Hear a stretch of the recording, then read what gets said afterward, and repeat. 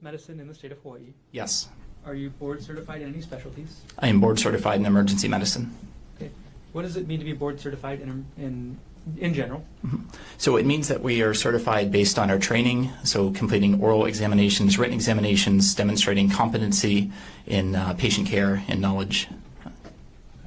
And you said you're specifically board certified in emergency medicine. Can you describe what that field is? So emergency medicine is the care of patients that come in with undifferentiated either injuries or medical problems who work in the emergency departments, and we identify what may be going on with patients and provide a recommended treatment plan.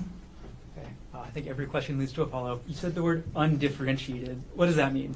So patients can come in with any type of complaint. Some patients may come in with chest pain, and we need to understand what that means and how to identify, are they having a heart attack or is this a non-cardiac chest pain? Other patients may come in with injuries, and we are there to stabilize their condition and determine the best course of treatment. Can you describe your training in medicine specifically? So I completed medical school and a 3-year emergency medicine residency. Do you do any continuing education for emergency medicine? I do. I'm an assistant clinical professor at the John A. Burns School of Medicine, and so I instruct medical students and residents in emergency medicine with bedside teaching. How long have you been teaching students from JABSOM about ER medicine? 10 years. At this point, Your Honor, the state requests that pursuant to HRE Rule 702, Dr. Grosjean be qualified to provide opinion testimony in the field of medicine with a specialty in emergency medicine. Mr. Wataki. No objection.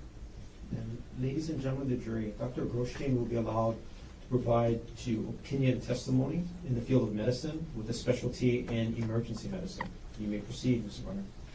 Dr. Grosjean, do you agree that all your opinions you offer in this case will be to a reasonable degree of medical certainty? Yes. Were you on duty at the Queens Punch Bowl ER on March 24th, 2025? I was. On that date, did you treat somebody named Gerhardt Konig? Yes. Before you treat somebody, do you obtain a patient history? I do. Okay. And what is a patient history? A patient history is what a patient tells me about their condition, about why they came to the emergency department. It can be about their symptoms, or in other cases, it can be about if they come in with an injury, I ask them about the injury, what happened. Why is it important to obtain a patient's history?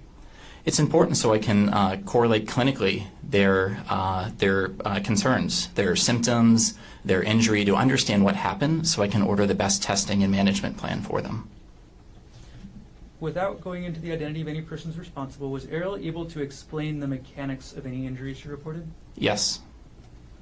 Did Ariel report any symptoms aside from physical injuries? Yes, she reported a headache, pain to the face, pain to her left hand, nausea, and dizziness. And what were the mechanics of any injuries she reported? It appeared that she was struck with an object. As an ER physician, do you compare the history that a patient gives you with your physical examination of a patient? Yes. And why do you make that comparison? I make that comparison to understand the severity of injuries and determine what type of treatment and what type of testing I may order to evaluate the condition. And did you actually observe any injuries on Ariel on March 24th, 2025? I did. Can we walk through those injuries, starting with her head? So, Dr. Grosjean, I'm going to publish what's been entered into evidence as State's Exhibit 25. And you can see it on the screen there to your left. And as I have this on the screen next to you, I'm going to hand you the iPad that I have right here with the laser pointer working. And I'm going to ask you to describe the injuries that you saw in Ariel.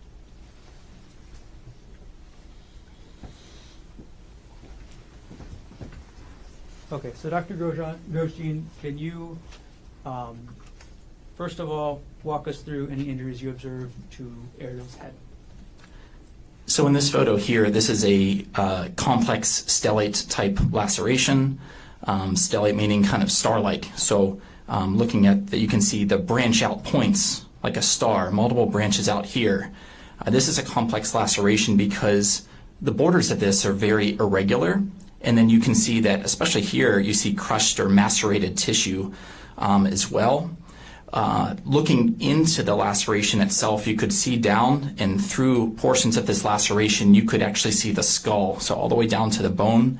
And then within this laceration, especially in the areas here, I observed pieces of rock and material that were actually embedded in the laceration. Okay. Dr. Grosjean, what are some of the difficulties in repairing this type of laceration? So several things. The first is that this wound was grossly contaminated with innumerable amounts of rock and debris. So that all needs to be washed out, debrided, and removed. Otherwise, this laceration is at risk of infection. The other complications are that it was very deep all the way to the skull. And the other difficulties are, you can see how complex this is. This is very jagged edge. All of this needs to be approximated and put together just right. Additionally, there were portions of this where there were tissue bridges. So that's with part of a laceration where there's a thin strip of tissue that attaches on both sides. So that needs to be approximated just right to make sure there's good blood supply to allow that to heal. Was there any bruising to Ariel's head? There was diffuse bruising noted around this area here. There was bruising over the nose, and then on the, you can't see it on this picture, on the right orbit over here, there was swelling around the orbit, which is the eye socket. And so there's an additional laceration that's totally separate from this above, like by the eyebrow, but then another in the orbit that was right here. Okay. I'm going to retrieve the iPad from you and publish a separate exhibit right now, doctor.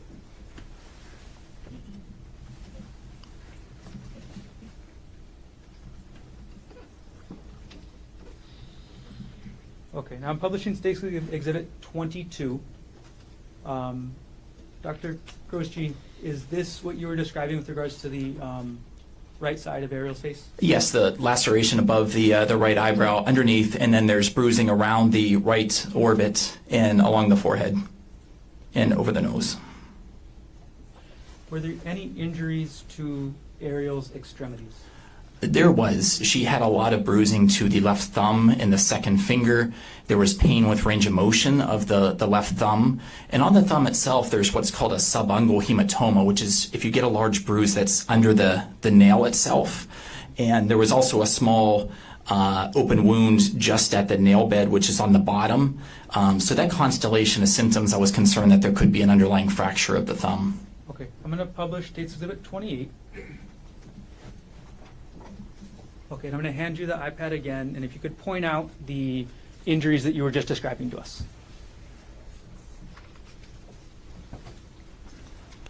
So this is the bruising that I noticed to the hand and the thumb. You can see second digit, there's some bruising here, but then on the thumb right here, this bruising under the nail is called a subungual hematoma, and then there was bleeding from a small laceration here, and then swelling to the thumb and the digit. Okay, thank you for explaining. I'm going to retrieve the iPad from you now.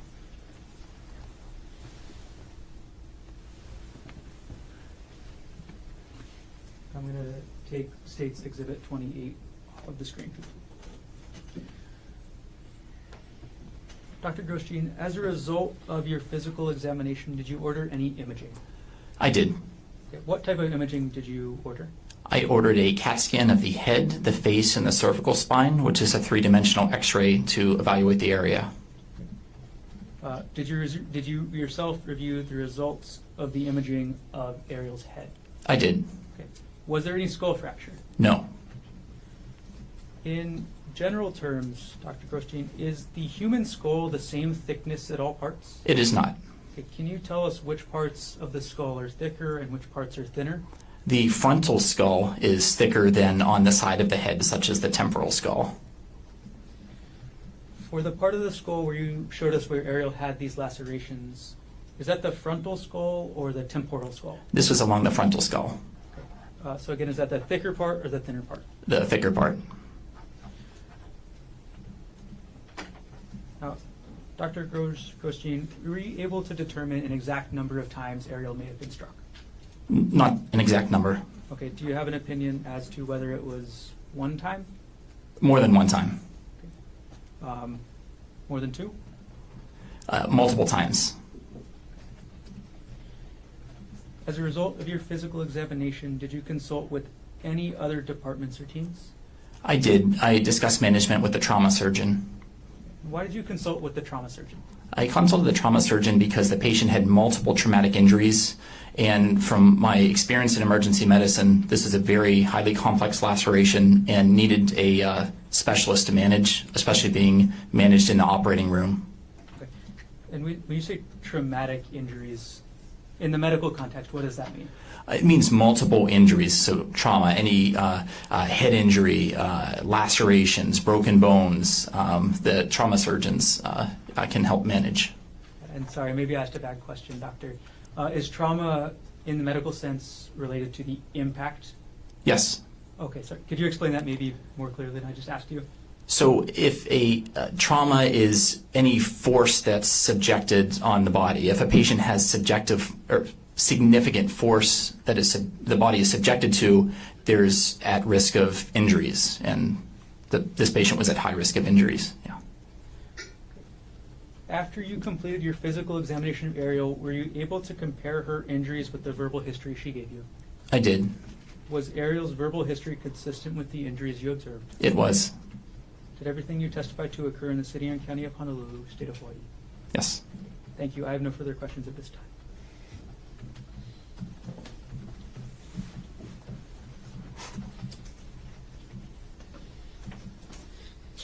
Mr. Otake, cross-examination. Thank you, Your Honor.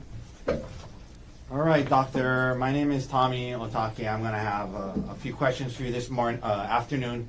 But first, I want to make sure I'm pronouncing your name correctly. Could you please tell me how to say your last name? Grosjean. Grosjean. Okay, kind of how it's spelled, I guess. Okay, thank you. Now, doctor, you're an emergency physician at Queens Hospital, yes? Yes. And you've been so for about 10 years or so, is that right? Correct. Okay. Now, in the emergency department at Queens Hospital, when you treat a patient, you input relevant information into their medical charts, correct? Yes. And, you know, of course, when you do that, you do your best to be accurate with the information you're putting into the charts, yes? Yes. And that's because other doctors rely on the charts, and, you know, other medical professionals might read the charts, and as it relates to medical decision making, it's important to be accurate, correct? Yes. And because you see a lot of patients in the Queens Emergency Department, for example, in the last year, you've probably seen hundreds or thousands, correct? Correct. All right. And so you can't remember every detail from every case, and the charts help you to kind of go back and refresh your memory about specifics, correct? Yes. And in this case, you did review your charts prior to testifying today, yes? Yes. And in addition, you met with, or at least had some conversations with the prosecutors before today, yes? Yes. Okay. I'm going to be asking you a lot about the details in your charting. Would it be helpful for you to have a copy of the chart while I'm asking you these questions? You can provide it to me. Okay. Is that, Your Honor, may I approach with a copy of D83? Yes. Okay. All right. Okay. So, doctor, I'm handing you the medical charting for Ariel Konig from her visit on March 24th, 2025, and I'm going to point you to certain portions of it, okay?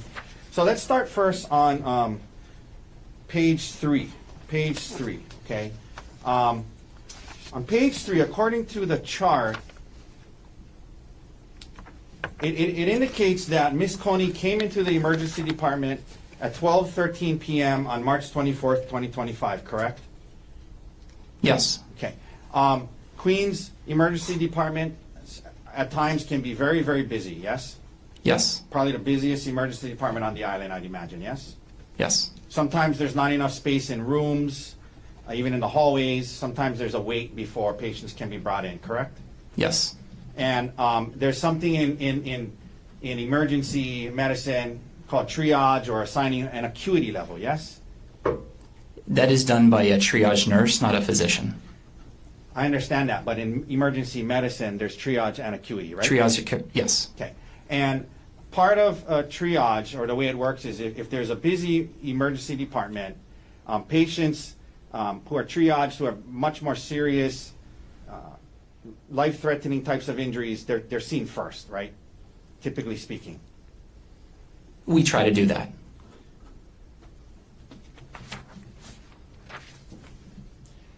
And sometimes if somebody is stable enough and there's not enough room in the emergency department, sometimes they gotta wait in the ambulance outside for a bit, correct? It's not my decision to do that. Okay, doctor, I'm gonna ask you to listen to the question. I'm not asking you if that was your decision.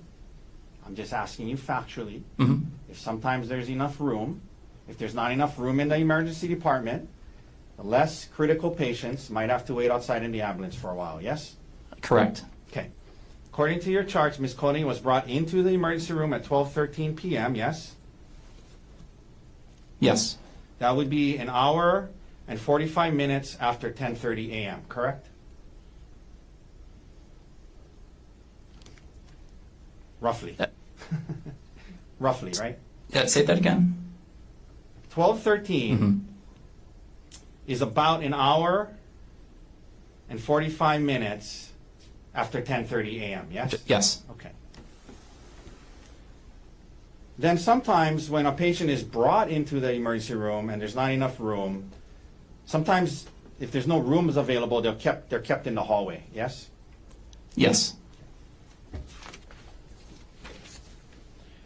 Once in the emergency department at Queens, doctor, a physical exam is done and vital signs are taken and reviewed, correct? Correct.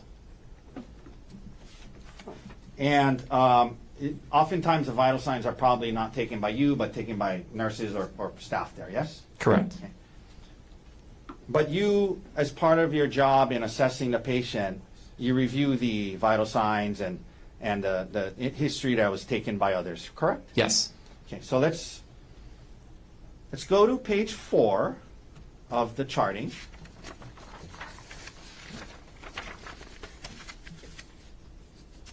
Under, you see where it says review of symptoms.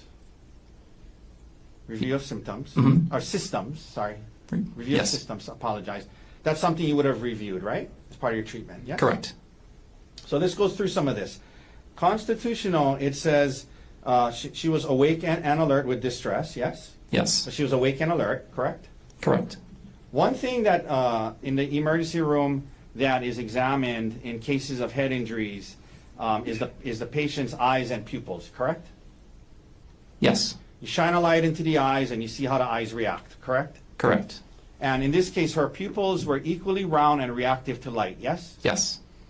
This meant that her pupils were functioning normally, indicating that the brain, brainstem, and optic nerves were likely intact and functioning properly, correct? Those specific portions of the brain that you mentioned, yes. Right.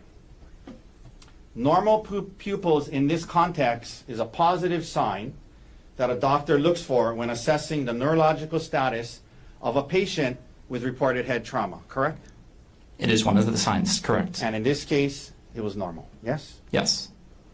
For your patient, Ms. Konig, yes? Yes.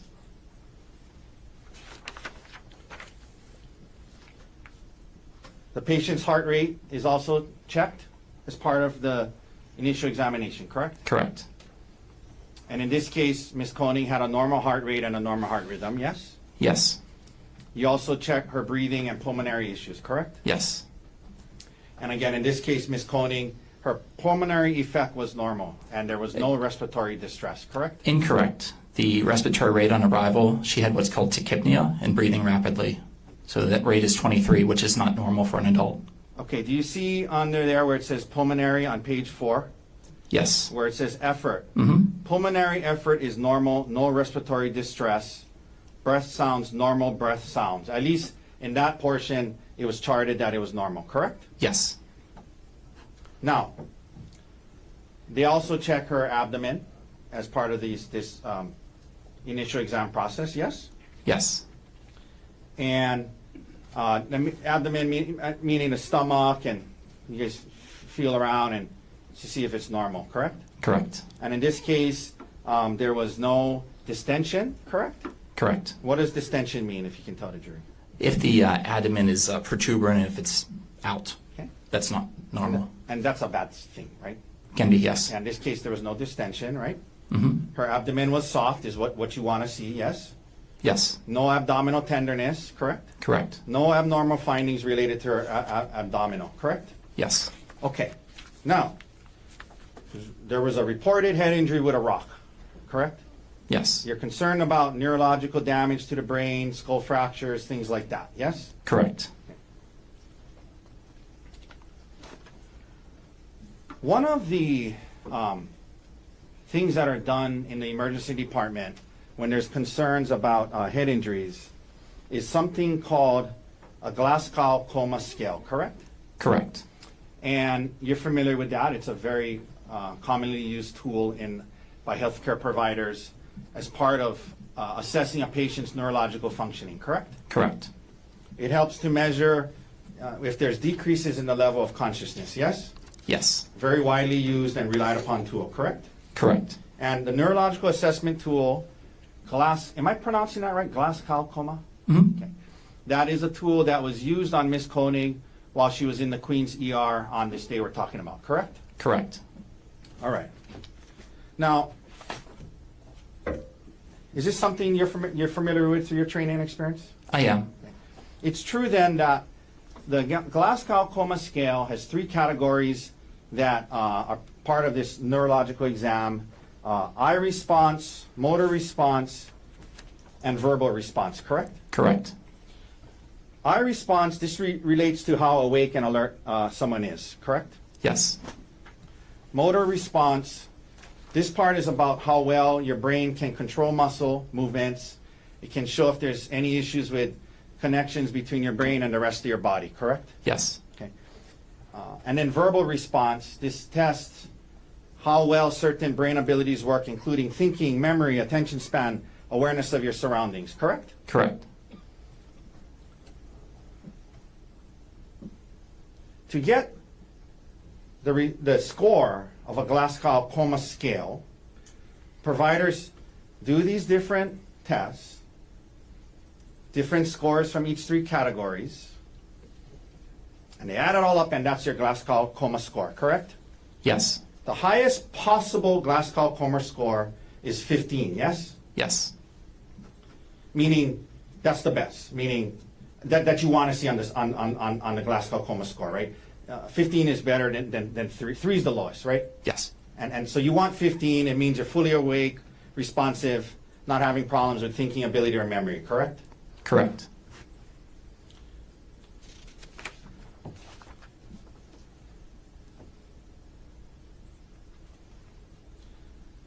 Doctor, on page 5, what was Miss Koning's Glasgow Coma score on March 24, 2025, in a couple hours after the incident in Queen's Hospital? 15.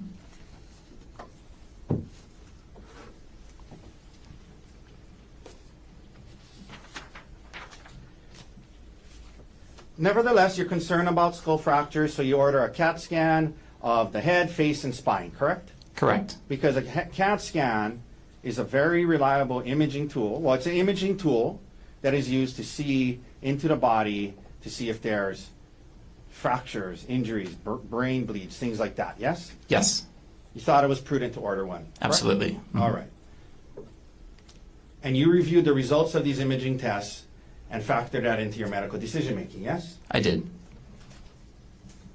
The CAT scan of the head, you're looking for any skull fractures or hematoma, given the report that she was hit multiple times in the head with a rock, yes? Yes. And doctor, the CAT scan to the head indicated that there were no skull fractures, correct? Correct. And no hemorrhaging was found either, yes? I mean, No. correct? No internal hemorrhage, Yeah, yes. that's what I mean. No brain bleeds were found, correct? Correct. You also do a CAT scan of Miss Koning's face, and the results of that, as well, there were no mandible fractures, yes? Correct. Well, what is a mandible? That is the jawbone. Okay.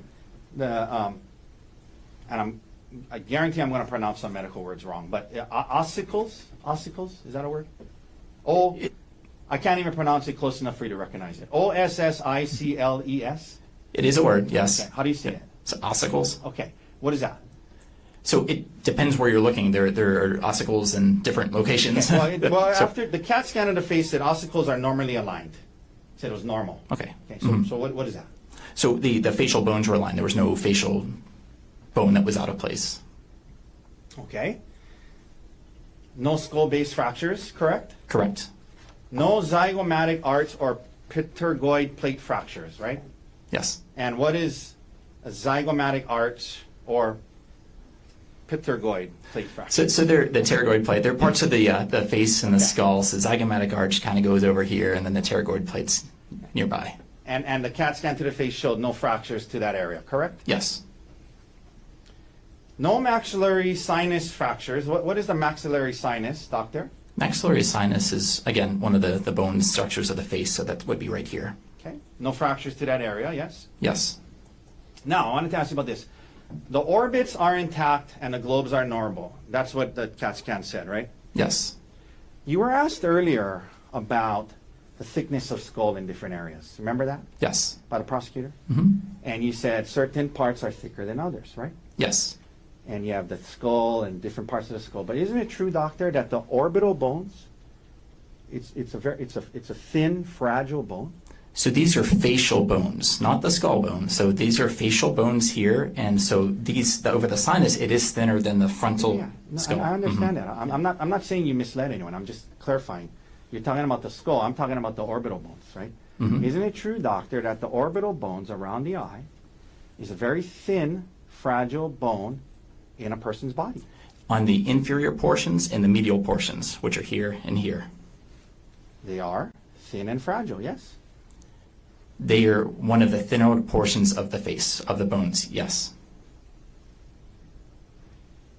And in the ER department, you often see people with orbital bone fractures because they are thin, fragile bones that can be broken by getting hit in the face with a baseball, for example. You've seen that in your time, I'd imagine, yes?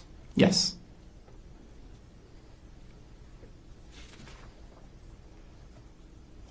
And in this case, the face CT, CAT scan, showed that she did not have any fractures to this thin bone around her eyes, correct? Correct.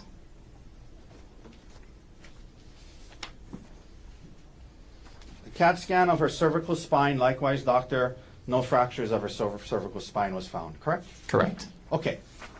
I want to ask you now a little bit about this laceration on her head, and you refer to it as a stellate laceration, is that right? Yes. And am I pronouncing that right, stellate? You are. Stellate laceration is a star-shaped complex skin tear featuring multiple arms, often caused by blunt force trauma, correct? Correct. So in other words, it's different from like a cut or laceration caused by like a sharp edge of a knife or something like that, correct? Correct. In those lacerations with a knife or sharp object, the laceration is more defined, it's more linear, yes? Yes. Okay. But stellate lacerations caused by, and when we say blunt force trauma, we just mean getting hit with something hard, correct? Correct. Okay. Stellate lacerations caused by getting hit with something hard, the skin breaks apart differently than it does from a cut with a knife, yes? Yes. And often there are multiple jagged edges to the laceration that extend outward from an impact point, correct? Yes. There's a central impact, point of impact, and multiple edges branching out from there, which is what you saw in this case, yes? Yes. So to the untrained eye, it can look like multiple separate lacerations, but for those who understand stellate lacerations, there's an impact point and it branches out from there, correct? Yes.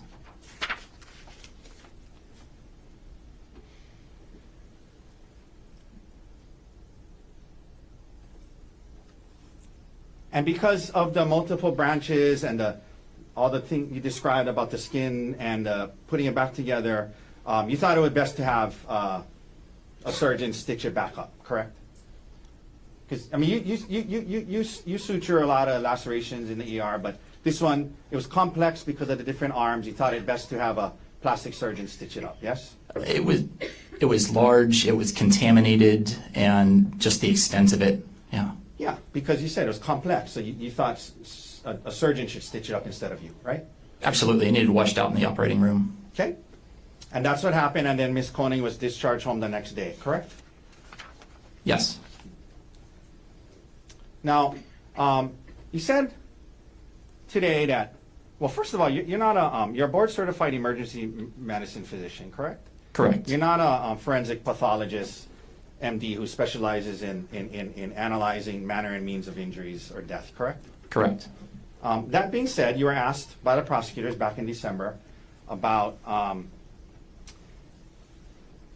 if you could tell how many strikes caused this, and you say today, you know, you think multiple, but one of the things you said to the prosecutors when they asked you about it is you said you could not tell if the injury was from one giant strike or multiple strikes, but you anticipated it was multiple strikes. That's what you told the prosecutors, right? Correct. It looked like multiple strikes. Maybe one, maybe, but looked like multiple, right? Right. But you told them you couldn't tell if it was maybe from one giant strike, correct? That's what you told the investigator from the prosecutors, right?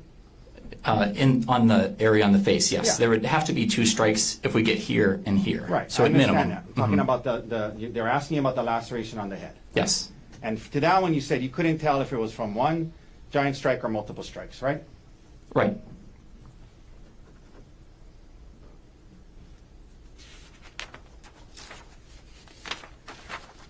Okay, doctor, as part of your job as a physician in the emergency room, from time to time, the police who are investigating alleged criminal allegations, they ask you to fill out something called a Honolulu Police Department Physician's Report, yes? Yes. And in this case, you did so, right? I did. And the way that works is it's a form that after you see the patient, you go and you check boxes on the form, correct? And you can write in some narrative, but you check boxes, correct? Correct. Now, you were today qualified with no objection from us. I mean, you're an expert in emergency medicine, correct? Being qualified as one today, right? I believe so, yeah. And you were an expert in emergency medicine on the date of the incident, March 24th, 2025, right? I mean, you've been doing it for almost 10 years, right? Over 10 years, yes. And you understand that the Honolulu Police Department relies on you in these forms to provide accurate, unbiased medical opinions related to the extent of a patient's injuries when there's a criminal investigation, correct? Yes. And you try your best to do so. You know it's important, so you try your best to be honest and accurate in these forms, yes? Yes.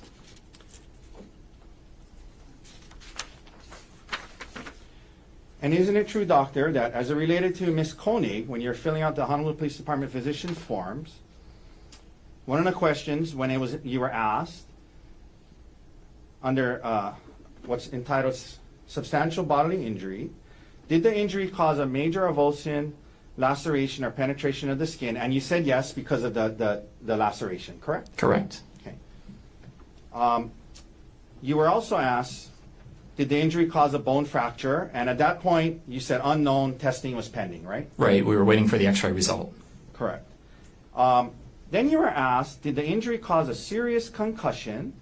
And your answer to that was no, correct? Correct. You were then asked, did the injury cause a tearing, rupture, or coercive damage to the esophagus, viscera, or other internal injuries? And again, your answer to that was no, correct? Correct. Then under the subsection serious bodily injury, you were asked, as an, being an expert in doing emergency medicine all these years, did the injury create a substantial risk of death? And you checked off the box no, correct? Correct.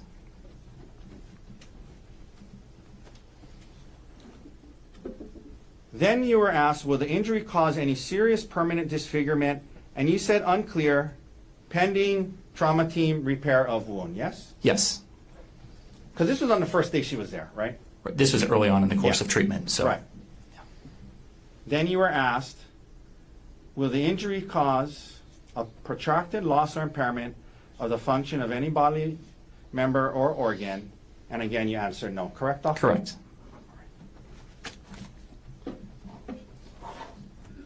One second.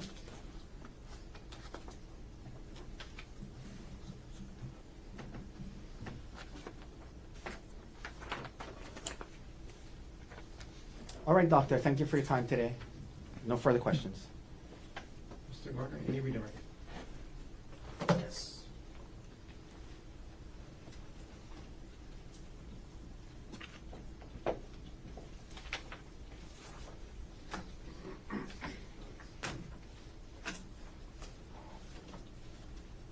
Okay, Dr. Gostin. Now, you were saying something about technepia earlier in your interrupted. What was that? Tachypnea, so rapid breathing. Okay. And how is that relevant to this, Ms. Konig? So initially when she came in and she was evaluated by the triage nurse, she was breathing very quickly. And you were walked through essentially everything that was okay with Ms. Konig by Mr. Otake. What was concerning about her? The concerning thing was the amount of pain that she was having at the large laceration. Beyond the scope. You can answer. So I was concerned with the injury. When we see a wound like this, we are concerned about underlying bleeding or skull fracture. Sure, come on up.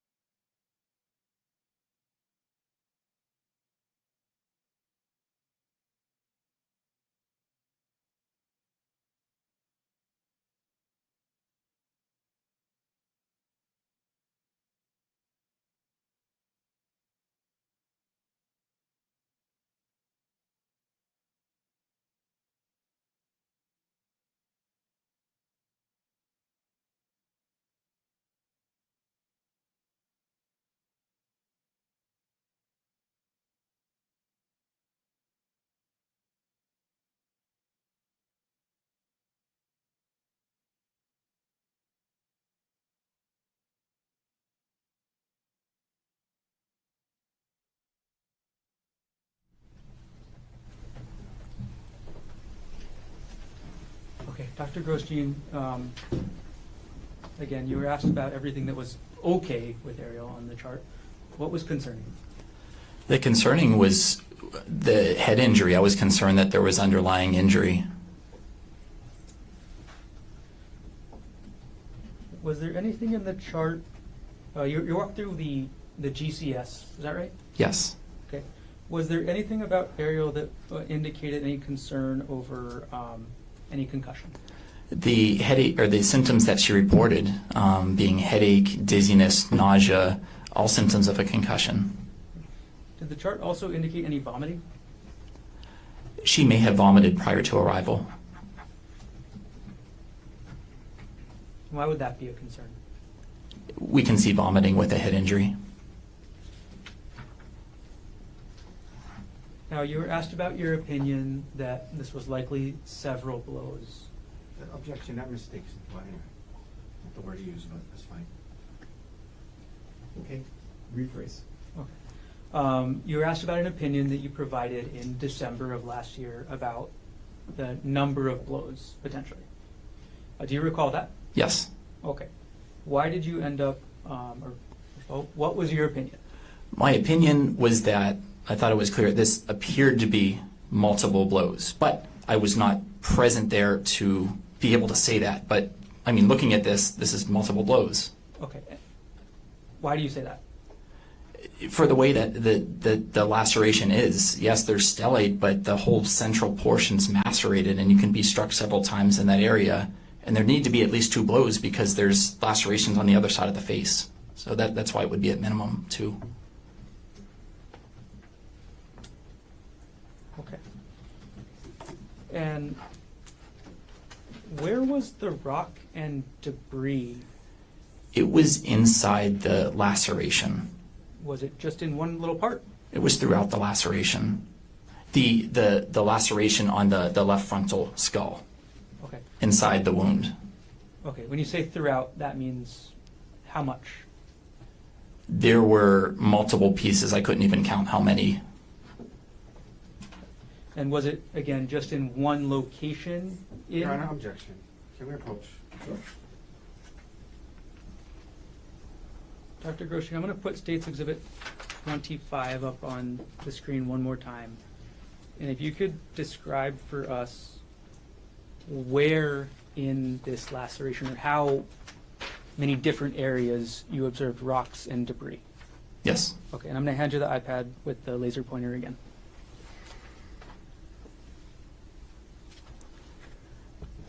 So when I was looking at the laceration, it was down to the skull, and that's where whenever I noted there was debris in this area. Okay, thank you. I'm going to retrieve the iPad and take the exhibit down.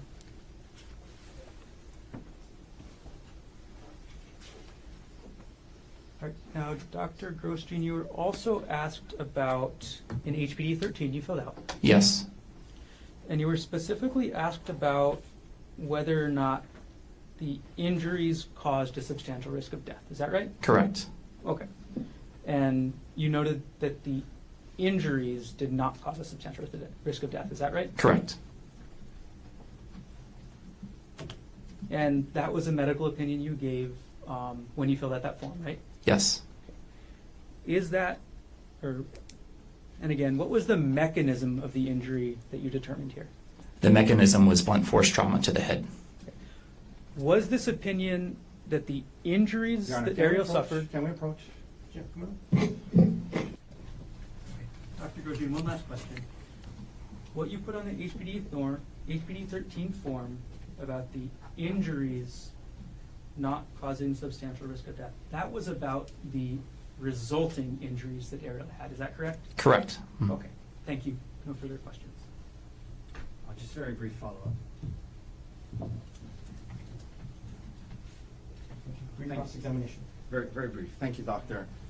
You were asked by the prosecutor what your concerns were, and one of them you said you're concerned about underlying injuries to the head, meaning fractures, brain bleeds, things like that, correct? Yes. And the CAT scans showed that there were no such fractures or brain bleeds. Correct. Brain bleeds, correct? Mhm. Yes? Yes.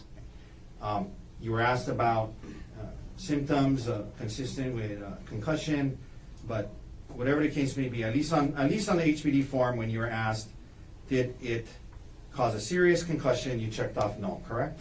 Correct. Not serious concussion. And then lastly, as to, again, not a forensic pathologist that specializes in, Objection beyond the scope. not a forensic pathologist that specializes at looking at injuries and opining on manner and means, correct? I'm not a forensic pathologist. Now, you said at least two hits because the skull and then the face, you mentioned, the eye, the face on the other side, right? Yeah. And, I'm sorry, what was the answer, Doctor? Yes. Thank you. and again, the face one, you did a CAT scan and there was no fractures to the thin orbital bone, correct? Yes. All right, thank you, doctor. No further questions. Any other questions for Dr. Grosjean?